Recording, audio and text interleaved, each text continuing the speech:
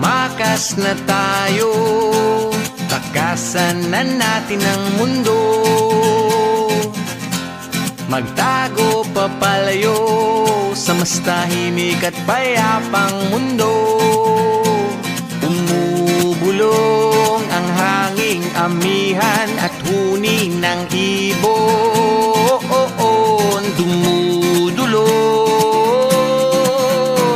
at tinatawag na tayo ng bundok.